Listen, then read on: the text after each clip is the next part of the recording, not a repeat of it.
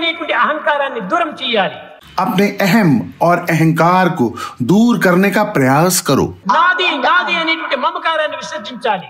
मेरे और तुम्हारे जैसे ममकार को भूल जाओ. ఈ రెండింటిని ఎప్పుడు మనం విసర్జించుతామో అది ఏ త్యాగము, ఆ త్యాగమే మనకు మాధుర్యమైన జీవితం. इन दो अहंकार और ममकार को विसर्जित कर देना ही सच्चा त्याग है और यह जीवन का मधुरतम मार्ग है. దీనిని వేదము న కర్మణాం న ప్రజయాం ధనేన త్యాగేనైకి అమృతత్వమానసు. इसलिए वेदों ने घोषणा की है कि न तो कर्म से, न प्रजा से, न धन से, किंतु केवल त्याग से ही अमृत प्राप्त किया जा सकता है. ఈ త్యాగం కంటే మించినటువంటిది మరొకటి లేదు. त्याग से बढ़कर और कुछ भी नहीं है. కనుకనే మొట్టమొదట మనం త్యాగానికి తగినటువంటి కృషి చేయాలి. अतः हमें जीवन में त्याग का अभ्यास करना चाहिए. ఈ త్యాగం ఎక్కడ మనకు ప్రాప్తిస్తుంది? तुम त्याग का अभ्यास कहाँ कर सकते हो? సమాజ సేవలో మనకు ప్రాప్తిస్తుంది. समाज की सेवा करने पर ही हम त्याग करना सीख सकते हैं. అందరూ కూడా అన్న తమ్ములు అక్క చెల్లెండ్రి. सभी लोग आपस में बहन और भाई हैं. ఒక్క ఫాదర్, सबके पिता केवल एक ही हैं और वो भगवान हैं. అందరూ కూడా అతని అంశములే. सभी स्वरूप ईश्वर के ही हैं. మమైవాంసో జీవలోకే జీవభూత సనాతన. सभी जीवों में सनातन आत्मा दिव्यता का ही एक अंश है. हर कोई ईश्वर का एक स्वरूप है. అందరూ దైవాంశము స్వరూపులే. हर कोई दिव्यत्व की एक चिंगारी है. కానీ అట్టి సత్యాన్ని మీరు గుర్తించుకోలేకపోతున్నారు. किंतु तुम इस सत्य को पहचानने में समर्थ नहीं हो. దైవం ఎక్కడ ఉన్నాడు, అతన్ని మనం పొందాలి అని ప్రయత్నిస్తున్నాము. तुम सोचते हो कि भगवान कहीं तो हैं और किसी भी तरह से तुम्हें उनको प्राप्त करना है. ఎక్కడికి పోనక్కర్లేదు. इधर उधर तुम्हें कहीं भी जाने की जरूरत नहीं है. అక్కడ ఇక్కడ ఎక్కడ చూచినా ఒక్కడే ఆత్మలో మక్కువై ఉన్నాడు. ఎక్కడ చూసినప్పటికీ నువ్వు ఒక్కడే ఉంటుండేది. करुणामय भगवान इधर उधर जहाँ कहीं भी तुम देखते हो उसी स्वरूप में विद्यमान है. అట్టి నిజమైనటువంటి తత్వం ఒక హృదయం నందే ఉంటుండాలి. और दैवत्व का यह सच्चा सिद्धांत तुम्हारे हृदय के भीतर छुपा हुआ है. ఇది కేవలం తోలు బొమ్మ. यह शरीर केवल चमड़े की एक गुड़िया है. తై తై తై తై తై బొమ్మ దిని తమాషా చూడర తోలు బొమ్మ. यह केवल चमड़े से बनी हुई गुड़िया है, लेकिन इसका तमाशा तो देखो. అందము ప్రాయము ఉందియ శక్తియు ఉందని నిక్కకు రోరన్న.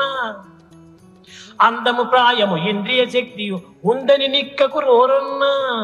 इस पर अहंकार मत करो कि तुम सुंदर हो. आयु भी तुम्हारा साथ दे रही है और इंद्रियों की ताकत भी मजबूत है. ఉన్నదిరా తొందరలోని ముసలితనంబను ముసుళ్ళ పండగ. తై తై తై తై తై బొమ్మ దీని తమాషా దూడల తోలు బొమ్మ. लेकिन जल्द ही, इससे पहले कि तुम समझ पाओ, तुम बूढ़े हो जाओगे और तुम्हें वृद्धावस्था की चुनौतियों का सामना करना पड़ेगा. इस गुड़िया का तमाशा ऐसा ही होने वाला है. మసలలేవు కను మసకలు మోమున మడతలు బడే తల నరిసె గద ముసిలి కోటి అని పసివారలు నేను ముసి ముసి నవ్వగ కసరే బొమ్మ. తై తై తై తై తై బొమ్మ దీని తమాషా చూడ తోల్ బొమ్మ. वृद्धावस्था में तुम ठीक तरह से चल या देख नहीं पाओगे. तुम्हारी त्वचा में झुर्रियां पड़ जाएंगी, तुम्हारे बाल सफेद हो जाएंगे. हर कोई तुम्हें बूढ़ा बंदर कहकर चढ़ाएगा और तुम इसे सहन नहीं कर सकोगे और उन्हें श्राप दोगे. तुम और कुछ नहीं, बस चमड़े की एक गुड़िया मात्र हो. ఏమిటిదంతా? ఒక తోలు బొమ్మ ఇదంతా. यह शरीर चमड़े की एक गुड़िया मात्र है. ఇవంతా ఇప్పుడు కల్లో కలిగేటువంటి మార్పులు వంటివి. यह सब कुछ बदलता रहता है जैसा कि स्वप्न में होता है. ఇది కాదు మన యొక్క మార్పు చెందనటువంటి యొక్క ఆత్మతత్వమే మన స్వరూపం. यह हमारा वास्तविक स्वरूप नहीं है. हमारा वास्तविक स्वरूप तो वास्तव में आत्मा का सिद्धांत है जो कभी नहीं बदलता. బాల్యము, యవ్వనము, వార్ధక్యము అన్ని మార్పు చెందుతూనే ఉంటున్నాయి. शैशवकाल, युवा, वृद्धावस्था सब कुछ बदलता है. కానీ ఆత్మ ఏకం సత్విప్రా బహుధా వదంతి. ఉన్నది ఒక్కటే. किंतु आत्मा कभी नहीं बदलती.